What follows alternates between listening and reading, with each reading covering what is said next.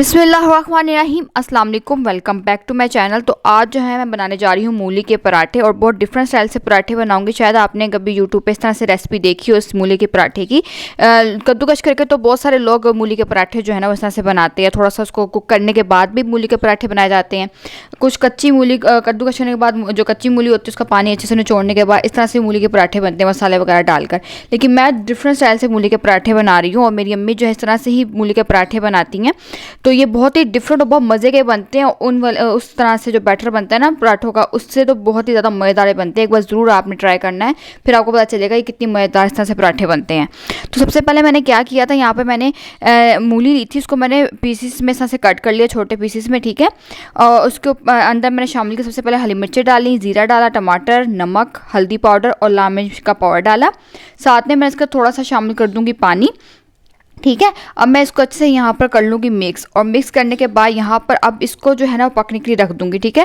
बिल्कुल हल्की आंच से पकनी रखेंगे। ये मूली जो है ना अपना पानी खुद भी छोड़ती जाएगी और इस तरह से ना हल्के से खुद ही पानी छोड़ छोड़ के ये खुद ही गल भी जाएगी मूली, ठीक है। हल्के से आँच पे बस आपने इसको पकने के लिए ढक कर रख देना है। तो जब तक ये मूली जो है अच्छे से सॉफ्ट नहीं हो जाती और अच्छे, ठीक है, ये अच्छे से गल नहीं जाएगी। जब मूली यहाँ पर गल जाएगी आप देख लीजिएगा कि मूली गली कि नहीं गली है, ठीक है। मैंने यहाँ पर 20-25 मिनट के बाद खोल के देखा था तो मूली जो है ना यहाँ पर गल चुकी थी अच्छे से। तो अब यहाँ पर मैं क्या करूँगी, अब चम्मच की मदद से इस तरह से मैं इसको जो मूली जो है ना इसको मैश कर लूँगी। आप चाहें तो इसको मैशर की मदद से भी कर सकते हैं मैश, लेकिन ये खुद ही इतनी सॉफ्ट हो जाएगी कि चम्मच से ही ये खुद ही हो जाएगी, ठीक है। मैंने इसको चम्मच की मदद से सारा इस तरह से मैश कर लिया था। अब मैं इसके अंदर थोड़ा सा घी डालूंगी, तकरीबन 1 चम्मच मैंने इसके अंदर घी डाला है। घी डालकर मैं यहाँ पर इसको अच्छे से भून लूँगी।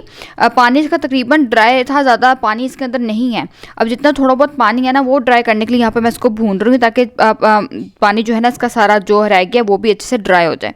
जब ये पानी अच्छे से ड्राई हो जाएगा, थोड़ा सा भूनने के बाद भी देख सकते हैं, मैं आपको यहाँ पे दिखाती हूँ कि पानी जो है ना यहाँ पर बहुत ही अच्छे से जो है ना ये देखें ये यहाँ पर ड्राई हो गया था और देखिए कितनी मूली अच्छे से मैश भी है। अब आखिर में इसका शामिल कर दूँ कि मैं हरा धनिया, चूल्हा यहाँ पे मैंने बंद कर दिया था। हरा धनिया डालकर इसको अच्छे से यहाँ पे मिक्स कर लूँगी और इस बैटर को मैं ठंडा कर लूँगी ताकि इसके पराठे जो है ना वो बना सके।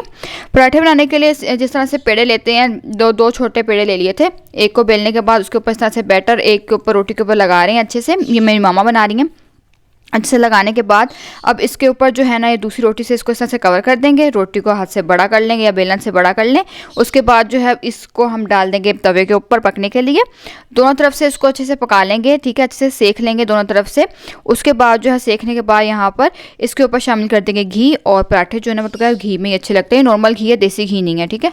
घी के अंदर नॉर्मल घी होता है, उसके अंदर पराठे जो है यहाँ पर फ्राई करेंगे अच्छे से। घी लगाने के बाद अब इसको जो है ना दोनों तरफ से इस तरह से फ्राई कर लेंगे, अच्छा सा गोल्डन सा कलर आने तक, अच्छे से पराठे को पक जाने तक, तब तक ये बन जाए। पराठे को पकाएंगे और ये देखिए मैदा सा पराठा बनके तैयार हो गया है। और यहाँ पर इसको मैंने दही के साथ सर्व कर दिया है।